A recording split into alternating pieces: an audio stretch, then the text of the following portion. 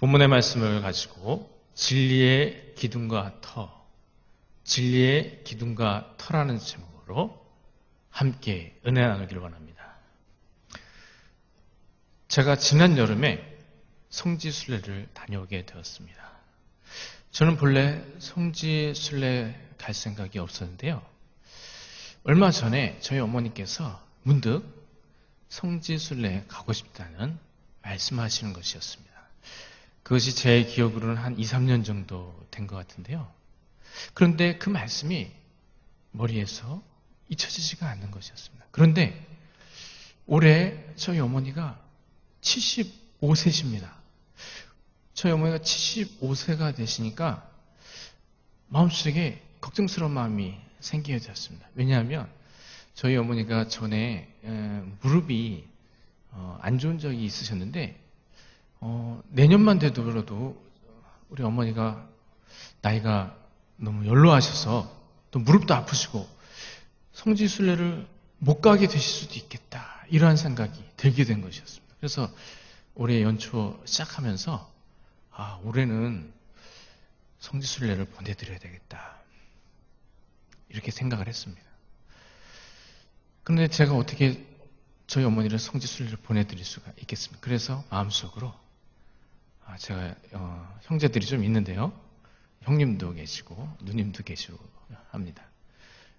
그래서 우리 큰형이나 우리 누님이나 매형이나 이런 분들 중에서 누가 앞장서서 좀 보내드렸으면 좋겠다, 이렇게 생각했는데요.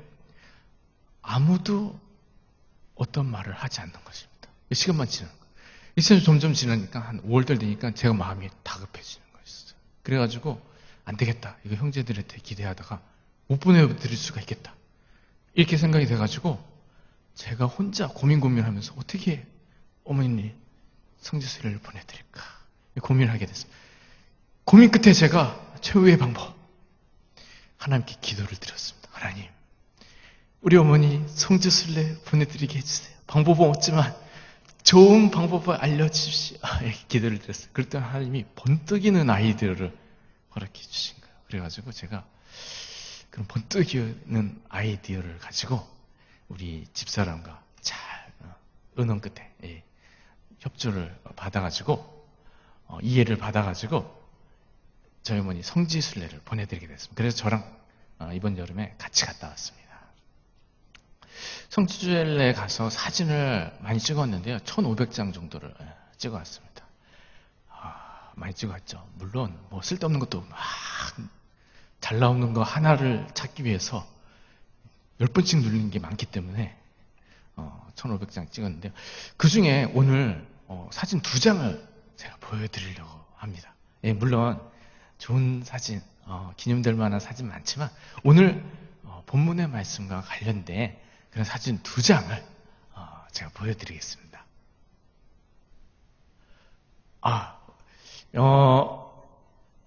이 사진에 보이는 곳은 이 마케루스라는 곳입니다. 아마 처음 들어보셨을 거예요. 저도 저희 갔을 때 처음 들어봤는데, 이 마케루스는 사실 제가 이스라엘로 갔는데 이스라엘에 있지 않고요, 그 요르단에 있습니다. 저도 뭐 이번에 코스 중에 요르단까지 이제 가게 되었는데, 요르단에 좀 마케루스가 있는데, 이제 저기 어떤 곳이냐면요, 세례 요한이 목이 잘려서 죽은 곳이 바로 마케루스입니다. 이 마케루스, 저 언덕이 보이지 않습니까? 언덕 위에 지금 아마 사진 잘 안 보일 겁니다. 저기 언덕 위에 기둥들이 있습니다. 기둥. 지금 너무 이게 멀어가지고 기둥이 잘 안 보이는데요. 믿으시기 바랍니다. 기둥이 있다고. 기둥이 있습니다. 이제 저곳이 원래는 이제 헤롯 왕의 여름 별장입니다. 그런데 저기서 이제 세례요한이 저기 이제 동굴들이 많이 있는데 동굴 중에 하나에 이제 갇혀서 살다가 이제 저기서 처형을 당했습니다. 근데 지금은 그 건물이 온데간데 없고 기둥만 남았다는 것이죠. 그리고 가까이 가보면 이제 바닥도 남아 있습니다.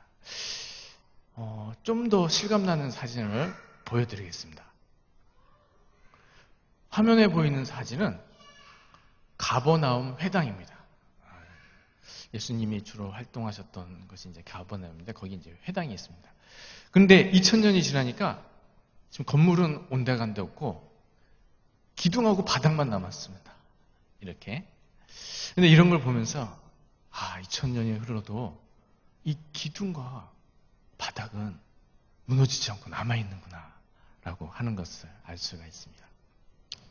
그런데 오늘 본문에서 말씀하신 것이 교회는 진리의 기둥과 터이다 라고 말씀하셨습니다. 교회가 진리의 기둥과 터라고 말씀하셨습니다. 그래서 오늘 본문 말씀을 통해서 교회가 진리의 기둥과 터인 것을 함께 살펴보기로 합니다. 교회가 진리의 기둥과 터라는 것을 살피기 위해서 우리가 먼저 명확히 밝혀야 할 것이 있는데, 그러면 여기서 말하는 진리는 무엇인가? 이 진리에 대해서 우리가 명확히 밝힐 필요가 있습니다. 본문에서 말씀하시고 있는 진리라고 하는 것은 바로 예수 그리스도입니다. 요한복음 14장 6절에 내가 곧 길이요 진리요 생명이니 나로 말미암지 않고는 아버지께로 올 자가 없느니라 라고 했습니다. 예수님께서도 명확하게 말씀하신 것이 바로 자기 자신을 가리켜서 진리라고 말씀을 하셨다는 것입니다. 그래서 본문에서 말하는 이 진리는 바로 예수 그리스도를 말하는 것입니다. 여기서 말하는 진리라고 하는 것은 단순히 어떤 사실이나 어떠한 진실을 말하는 것이 아닙니다. 여기서 말하는 진리라고 하는 것은 온 우주와 역사를 하루는 참된 이치를 말하는 것입니다. 그리고 이러한 참된 이치는 어떠한 이치인가 하니까 이런 것은 먼저 인간이 죄로 인해서 심판을 받게 되었다는 것입니다. 그리고 예수 그리스도께서 심판을 받을 인간을 대신해서 십자가에서 죽으셨다는 것입니다. 그리고 예수께서 십자가에서 죽으심으로 말미암아 인간이 죄를 용서받고 구원을 얻게 되었다는 것입니다. 이것이 바로 오늘 본문에서 말하는 참된 이치, 즉 진리인 것입니다. 그리고 이러한 진리가 복음이 전파되어서 온 세계 모든 사람이 이런 진리되는 말씀을 듣고서 예수님 믿고 구원을 받게 되는 것입니다. 그래서 이 진리를 통해서 복음이 전파돼요. 온 인류가 하나님의 나라 가운데로 들어오게 되는 것입니다. 바로 이것이 오늘 본문에서 말하는 진리입니다. 진리를 통해서 온 인류가 구원을 받게 되는 이것이 바로 본문이 말하는 진리인 것입니다. 그런데 오늘 본문에서 교회가 이러한 진리의 기둥과 터라고 했습니다. 그럼 먼저 이 교회를 가리켜서 진리의 기둥이라는데 진리의 기둥이라고 말씀하신 것 어떤 뜻에서 말씀하신 것인가? 기둥이라고 하는 것은 건물을 받쳐주는 역할을 합니다. 그래서 건물을 짓는데 이 기둥이 없으면 어떻게 되죠? 지붕이 무너져 내리게 됩니다. 그러면 건물이 제대로 설 수가 없죠. 그러나 건물을 짓을 때 가운데다가 기둥을 세우고 지붕을 얹으면 지붕이 무너지지 않고 건물이 제대로 서 있게 되는 것입니다. 그런데 이 기둥이라고 하는 것은 우리가 흔히 말할 때 이 비유를 말할 때도 이 기둥이라는 말을 사용할 때가 있습니다. 그래서 여러분들 아들을 3명 이상 낳으신 분이 아마 있으실 겁니다. 요즘에는 그렇게 많이 낳으시는 분은 많지 않지만 만약에 아들이 3명이 있다고 할 때 그 여러 아들 중에 이 아들은 정말 나에게 있어서 기둥 같은 아들이다. 이렇게 말을 하게 될 수가 있다는 것입니다. 혹시 자녀 중에 그런 아들이 있으신 우리 부모님 계십니까? 기둥 같은 아들이. 자녀들이 여러 아들이 있지만 이 아들 중에 어떤 아들이 돈을 많이 벌어오는 거예요. 그래서 그 가정의 경제가 어려운데 부모님도 먹여 살리고 동생들도 먹여 살려고 할 때 이 부모님이 이 아들에 대해서 기둥 같은 아들이다 이렇게 말을 하게 된다는 것입니다. 그리고 이 비유로 말할 때 이 기둥이라는 표현을 이게 많이 사용하는데 교회에서도 이 기둥이라는 표현을 한다고 하는 것이죠. 바로 기둥 같은 일꾼이다라고 우리가 말을 하게 된다는 것입니다. 교회에도 기둥 같은 일꾼이 있습니다. 교회 뭐 일꾼들이 다 중요하지만 특별히 어떤 일꾼들에 대해서 정말 우리 교회에서 없어서는 안 되는 기둥 같은 일꾼이다 이렇게 말을 하게 되는 그런 일꾼이 있다고 하는 것입니다. 순장들이 모두 귀하고 모두 수고를 많이 하지만 그 중에도 아주 특출한 순장님들이 계십니다. 이런 순장님들은 정말 이 모든 순원들에게 대해서 사랑과 정성, 희생을 다해서 순원들을 돌봅니다. 그러면 이러한 순원들이 순장의 사례를 받고서 목장에 계속 모이게 됩니다. 그럼 목장이 막 3명에서 4명, 4명에서 5명, 10명 되고 막 12명 되고 막 그래가지고 그 다음 뭐 하죠? 목장을 분가를 합니다. 이러한 순장님을 계실 때 와, 정말 교회의 기둥 같은 일꾼, 교회를 정말 실제적으로 부흥시키는 일꾼이기 때문에 기둥 같은 일꾼이다라고 말합니다. 또 어떤 순장님들은 뭐 이렇게 막 부흥시키고 분가하지 못해도 새 가족을 잘 정착시키는 순장님이라서 따뜻한 마음으로 잘 이해해주고 용납해주고 또 친절하게 보살펴줌으로써 새 가족이 교회에 났을 때 낯설고 정말 소외감 느끼기 쉽지만 순장님이 너무 지극정성으로 돌봐주고 이끌어주었기 때문에 1년 이상 교회 다니면서 교회가 편해졌어요. 교회가 즐거웠어요. 그래서 교회에 정착하게 만드는 순장님들이 계죠. 그런 경우 와, 정말 새 가족을 정착시키는 순장님, 정말 기둥 같은 일꾼이죠. 또 어떠한 일꾼은 교회에서 굳은 일로 수고하는 일꾼이 있습니다. 뭐 교회 사역이 뭐 여러 사역이 있지만 이 일은 정말 힘들어서 하기 싫다. 막 여러 성도님들이 기피하는 그런 사역이 있다고 하는 것이죠. 그런데 5년이면 5년, 10년, 10년 그 굳은 일로 마다하지 않고 끝까지 자리를 지키고 그 굳은 일로 봉사하는 그런 일꾼들이 있다고 하는 것입니다. 그래서 힘들다 하기 싫다 그래서 다 떠나가면 그 일이 이루어지지 않았을 텐데 이렇게 굳은 일로 자기 자리를 지키고 묵묵히 봉사함으로써 한쪽 영역에서 사역이 이루어지게 하는 일꾼, 이러한 일꾼을 가르쳐서 기둥 같은 일꾼이다라고 말을 하는 것입니다. 이처럼 이 기둥이라고 하는 것은 어떠한 기관에서 중추적인 역할을 감당하고 있는 것이 있을 때 그런 것을 가르쳐서 기둥과 같다라고 표현을 하는 것입니다. 그런데 교회가 바로 진리의 기둥이다라고 말을 하는 것입니다. 그러니까 진리가 전파되는 데 있어서 교회가 기둥 같은 역할을 담당한다라고 하는 것이죠. 복음이 전파되는데 교회가 없이 복음이 전파된다는 것은 생각해 볼 수도 없는 일입니다. 복음을 전파하는데 복음을 전파하기 위해서는 복음을 전파하는 사람이 있어야 됩니다. 그렇죠? 복음을 전파하는 사람이 있어야 되는데 안 믿는 사람이 복음을 전파할까? 믿는 사람이 복음을 전파하죠. 소위 성도가 복음을 전파하는 것입니다. 그러면 이렇게 성도들이 있어야지 복음이 전파되겠네. 이 성도들을 가리켜서 뭐라고 그러죠? 성도들의 모임. 이것이 바로 교회입니다. 교회가 있어야 복음이 전파되는 것입니다. 그래서 복음이 전파되는 것은 교회가 없이 복음이 전파되는 것은 상상할 수 없는 일입니다. 그리고 이 성도가 이제 복음 전파되는데 또 성도라고 다 복음을 전파하는 게 아니라고 하는 것이죠. 성도들 중에서도 복음 전파에 사명감을 가진 성도들이 복음을 전파하게 된다는 것입니다. 오늘은 새 가족이 교회 처음 나왔어요. 그런데 그 다음 주부터 이 새 가족이 갑자기 전도지를 막 짊어지더니 막 거리에 나가서 전도를 막 한다. 이런 일을 상상해 볼 수 있겠습니까? 그런 일은 없죠. 이 성도들이 복음 전파자가 되기 위해서는 수년간에 걸쳐 정말 회심의 체험도 하고 영적으로 성장하고 그 다음에 복음의 중요성을 깨닫게 할 때 그제서야 복음을 전할 수 있게 된다는 것입니다. 그러면 이 성도가 처음 교회에 나와서 복음 전파자로 이렇게 양육되는데 그런 것이 어디에서 그런 일이 이루어지죠?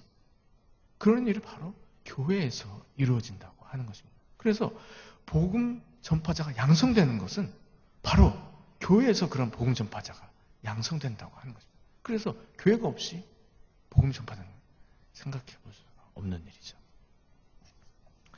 그리고 또한 복음은 해외까지 복음을 전파합니다. 예수님께서 복음을 전파하는 것은 국내에서만 복음을 전파하라 이렇게 말씀하는 것이 아닙니다. 땅끝까지 이르러 복음을 전파하라 말씀하셨습니다. 그래서 우리는 복음 전파할 때 뭐 지역사회에서만 전도를 했다고 해서 만족해서는 안 됩니다. 복음이 땅끝까지 전파될 때 그때까지 우리가 이 나라 저 나라 다니면서 복음 힘있게 전파를 해야 하는 것입니다. 그런데 이렇게 해외에 이 복음이 전파되기 위해서 우리 전 성도 1000명의 성도가 다 해외에 나갈 수 있는 것이 아니에요. 그래서 아주 효과적인 방법으로 복음을 제일 잘 전할 수 있는 사람을 한 명 탁 택해가지고 그 사람을 해외에다가 보내는 것입니다. 그게 누구죠? 선교사. 선교사를 해외에다가 파송을 하는 겁니다. 그러면 복음도 전하고 교회도 세우고 또 교회를 또 성도를 양육하고 교회를 부흥시킵니다. 그러면 또 그 교회가 또 그 성도들이 또 그 지역에서 복음을 전파하고 그래서 그 나라에 복음화가 빠르게 이루어지게 되는 것입니다. 그래서 우리가 선교사를 파송을 합니다. 그런데 선교사는 말로만 선교사를 파송할 수 있습니까? 아무나 데려다가 선교사로 가십시오 하면 이게 파송이 되는 겁니까? 그렇지 않죠. 선교사를 파송한다는 것은 선교사를 하는데 필요한 그런 경비 중에 일정 수준 이상을 지급을 할 때 이 선교사로 파송한다고 말을 할 수가 있는 것입니다. 우리나라의 경우에는 선교 사역하는 데 드는 경비의 60% 이상을 교회에서 지원할 때 그 교회를 파송교회라고 합니다. 그래서 이처럼 선교 3명을 파송하려면 그에 따르는 이 경비들을 지원을 해줘야 되는 것이죠. 그러면 이러한 경비를 어디서 지원해 줍니까? 개인이 지원해 줄 수 있습니까? 그렇지 않죠. 교회가 그러한 경비를 지원해 줍니다. 교회가 선교사를 파송하는 것입니다. 그래서 복음이 전파되는 데 있어서는 교회 없이는 이 복음이 전파되는 것을 생각할 수가 없다고 하는 것이죠. 이처럼 복음이 전파되는 데 있어서 교회가 충추적인 역할을 감당하기 때문에 교회를 진리의 기둥이라고 말씀하는 것입니다. 오늘 본문에서는 또한 교회는 진리의 터라고 말씀했습니다. 터라고 하는 것은 건물의 기반을 말하는 것입니다. 그래서 건물을 지으러 갈 때 먼저 기초공사를 해야 됩니다. 기초공사라고 그 위에 건물을 세워야 되는 것이죠. 그런데 기초공사를 하지 않고 바로 기둥부터 세우고 벽돌부터 세우고 그렇게 하면 어떻게 되죠? 이 무게를 이기지 못하고 이 건물이 이 흙을 막 파고서 밑으로 점점 가라앉게 됩니다.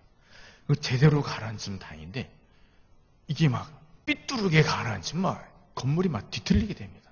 그럼 어떻게 되죠? 건물이 뒤틀려서 무너지게 되는 것이죠. 그래서 건물을 지을 때는 건물을 올리기 전에 먼저 기초 공사를 든든하게 해야 하는 것입니다. 그래서 오늘 본문의 말씀에서는 교회를 또한 진리의 터라고 말씀했습니다. 그래서 이 진리가 전파되어야 되는데 그러한 일에 든든한 기반이 되는 것이 바로 또한 교회라고 말씀하는 것이죠.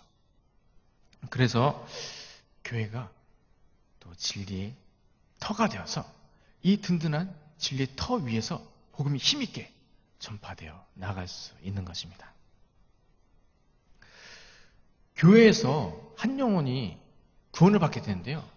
한 영혼이 구원을 받게 되는데 교회 없이는 또 한 영혼이 구원받게 되는 일을 상상할 수가 없다고 하는 것입니다. 우리가 물론 전도를 할 때 복음을 전합니다. 이 복음을 전하는 게 제일 중요하지 않습니까? 정말 복음을 한 번도 들어보지 못한 사람이 예수 믿고 제산 받고 구원을 받게 되는 그런 소식을 듣게 되는 것 너무나도 중요한 거예요. 예수님도 이러한 복음을 전파하라고 말씀하셨습니다. 그런데 이 복음 전파하는 일이 너무나도 중요하지만 그런데 복음을 전파했다고 해서 그 복음을 들은 사람이 모두 구원을 받게 됐다. 이렇게 안심할 수가 없다고 하는 것이죠. 내가 오늘 어떤 사람에게 복음을 전했습니다. 그런데 모르는 사람이기 때문에 그 사람과 그 즉시로 헤어지게 됐단 말이죠. 그 사람은 자기 집으로 돌아갔어요. 그리고 자기 생활 터에서 또 생활을 하게 됩니다. 그리고 그 사람은 언제 다시 만날지 모르는 일입니다. 그런데 그때 내가 전 복음을 전했어요. 이 사람이 예수님 믿고 주를 섬기며 신실하게 믿음 생활을 잘할 것이다. 이렇게 낙관할 수가 없다고 하는 것이죠. 물론 복음을 한 번도 들어보지 못해서 아예 안 전하는 것보다 복음을 한 번이라도 최소한 한 번이라도 들어볼 수 있도록 전하는 것이 매우 중요한 일이지만 복음을 전하는 일 못지않게 중요한 것이 한 영혼을 교회로 인도해 오는 것입니다. 처음에는 복음을 제대로 듣지 못했어도 한 영혼이 교회에서 1년, 2년 믿음 생활을 하게 되면 그런 과정에서 복음에 대해서 이해할 기회를 얻게 되고 그리고 그런 과정에서 또 믿음이 성장하게 되고 또 그런 영혼이 또 예수님을 인격적으로 만나고 구원을 받게 되는 일이 일어날 수 있게 된다는 것입니다. 그래서 한 영혼이 구원을 받기 위해서는 교회로 인도하는 일이 중요합니다. 그래서 이런 것을 볼 때 교회가 있어야 영혼이 구원을 받을 수 있다. 우리가 진리가 편만하게 전파되어서 전 세계 모든 사람들이 하나님 나라로 들어오게 되는 일도 중요하지만 그런 일이 있기 위해서는 먼저 한 영혼 한 영혼 구원받아야 되는데 한 영혼 한 영혼 구원받는 일에 있어서도 이 교회가 있어야 영혼이 구원받는 일이 생겨나게 된다는 것입니다. 그래서 이런 것을 볼 때 교회가 있어야 믿지 않는 사람이 구원을 받게 되고 또 그런 사람이 또 영적으로 성장하게 되고 또 복음 전파되죠. 이렇게 세워져 가는 것을 보게 되기 때문에 진리가 편만하게 전파되어서 하나님 나라가 이루어지는 데 있어서 교회가 중요한 터가 된다는 사실을 우리가 잘 알 수가 있는 것입니다. 교회가 없으면 한 영혼도 사실상 구원받지 못하게 되는 것이죠. 그래서 복음이 편만하게 전파되기 위해서는 교회가 있어야 그러한 모든 일이 이루어질 수 있다고 하는 것입니다. 뿐만 아니라 우리가 이런 것을 생각해 볼 수가 있는데요. 교회가 부흥하는 것은 복음이 전파되는 일과 밀접한 관계가 있다고 하는 것입니다. 교회가 부흥하는 것. 그리고 복음이 전파되는 것. 밀접한 관계가 있다고 하는 것이죠. 만약에 교회가 날로 부흥을 하게 되면 복음이 더욱 힘있게 전파되겠습니까? 아무런 변화가 없게 되겠습니까? 복음이 힘있게 전파가 되는 것이죠. 반대로 교회가 날로 정말 위축되면은 복음 전파하는 일이 오히려 반대로 날로 이렇게 편만하게 전파가 될 수 있겠습니까? 그런 일이 일어나기 어렵죠. 교회가 위축되면 교회 성도들도 적어지고 복음 전파할 사람도 적어지고 선교사를 파송할 사람도 적어지기 때문에 복음이 전파되는 일도 자연히 따라서 점차 위축이 될 수밖에 없는 것입니다. 그렇기 때문에 이와 같이 교회가 부흥하는 일은 바로 복음이 전파되는 일로 이어진다고 하는 것입니다.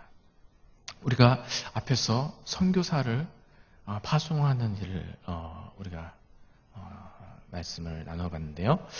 선교사를 파송하는데 우리 교회가 지금 1000명 정도가 출석을 하고 있습니다. 이런 규모의 교회에서는 우리 교회가 5명 정도의 선교사를 이제 파송을 하고 있습니다.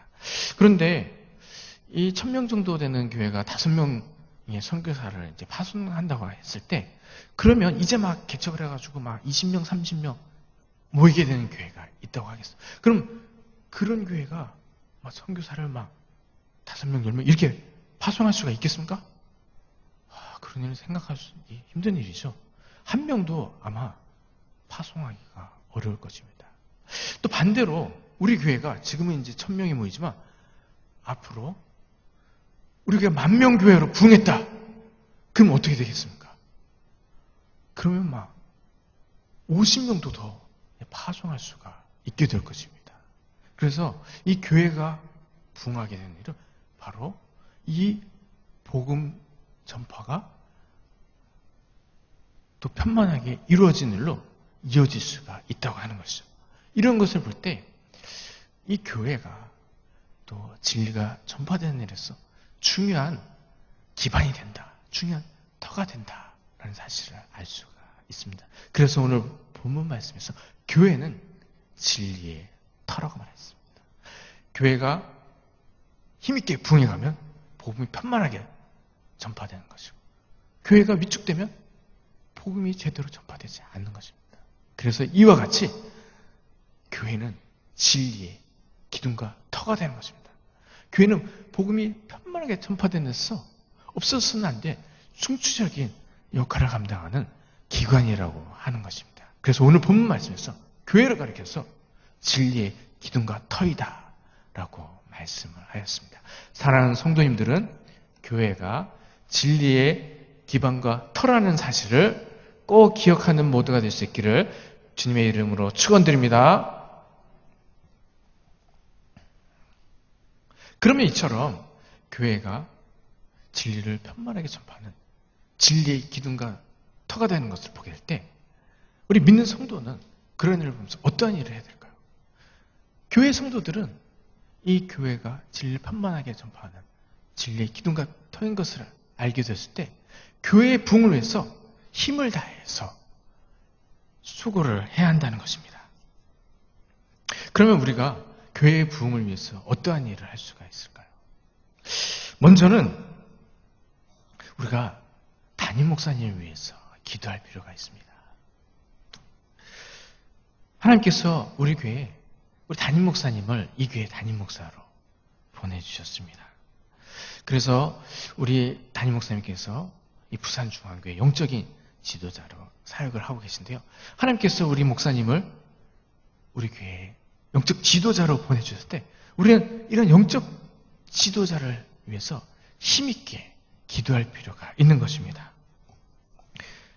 한 교회에서 담임 목사의 역할이라고 하는 것은 너무나 중요한 놈이지, 정말 제가 말씀드린 거지만 교회 90%는 담임 목사다라고 할 수가 있는 것입니다. 이렇게 말씀드리면 장로님들이 많이 기분이 언짢아요 하실 수가 있는데, 뭐 개인적인 의견이기 때문에 이해해 주시기 바랍니다.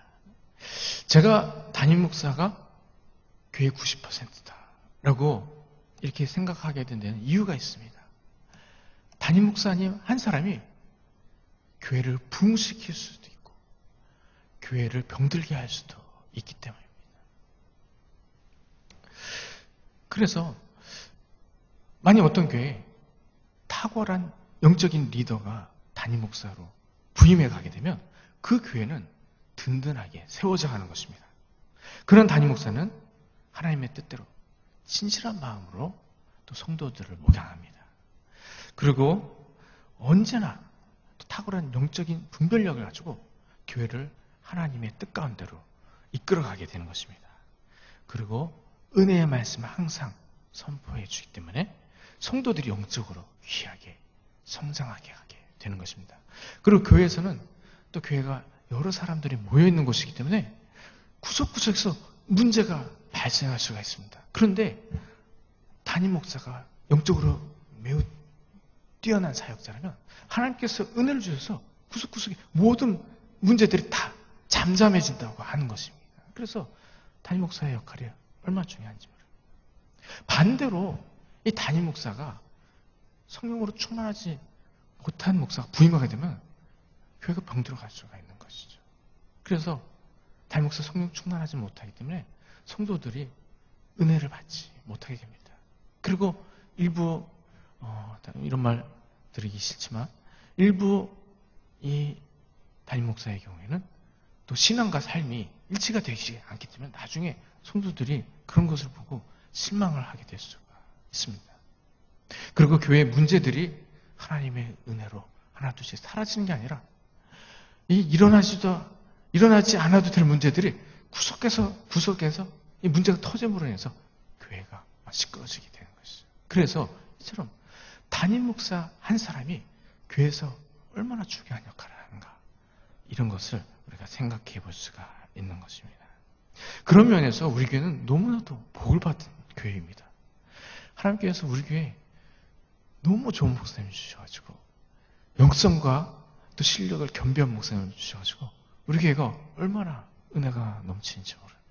그래서 우리는 우리 교회에 우리 담임 목사님 하나님 보내주신 것을 기억하면서 항상 하나님께 감사할 수 있어야 하는 것입니다. 그런데 최근에 담임 목사님이 건강이 매우 좋지 않게 되었습니다.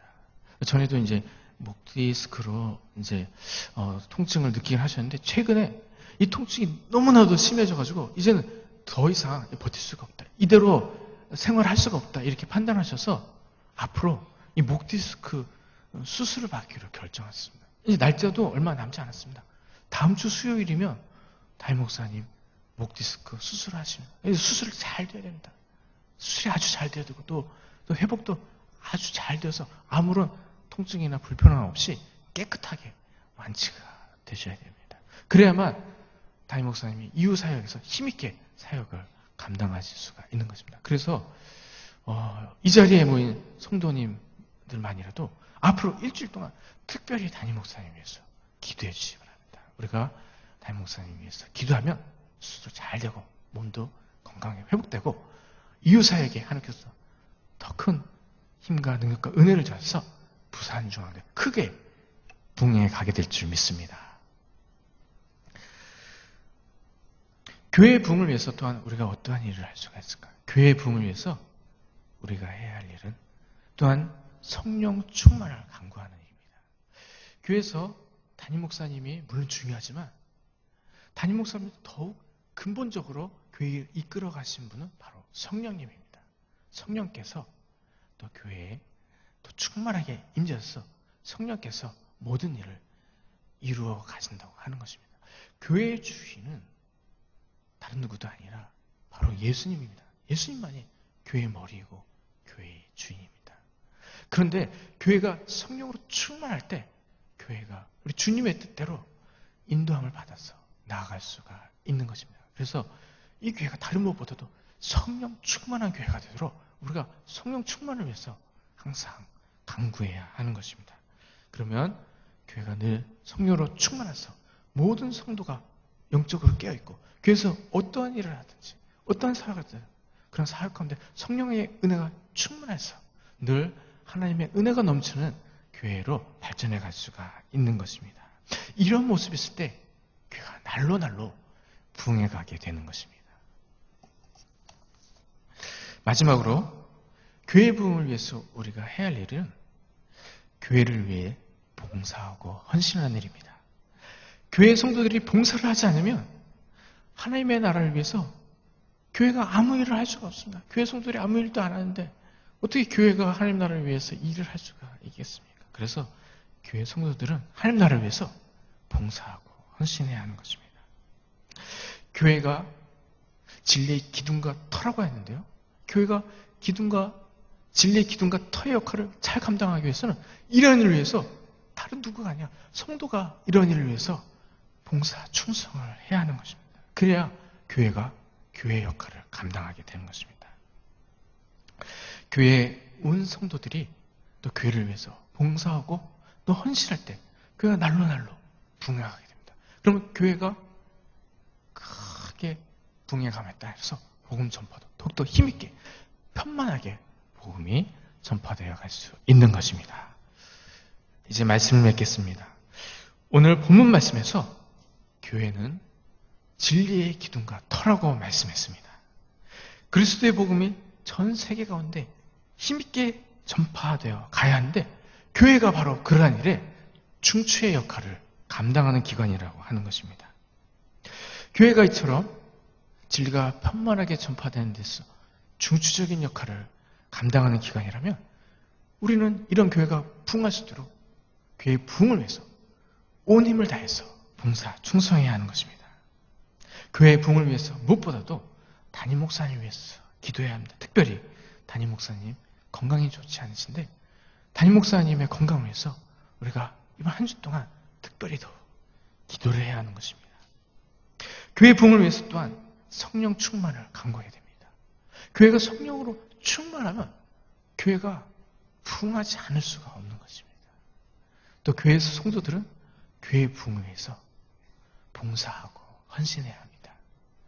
교회에서 성도들이 봉사하고 헌신하게 되면 그런 일을 통해서 교회가 건강하게 세워지고 교회가 날로 부흥해 가게 되는 것입니다. 이처럼 교회가 부흥해 가면 교회를 통해서 온 세계에 그리스도의 복음이 편만하게 전파되는 것입니다.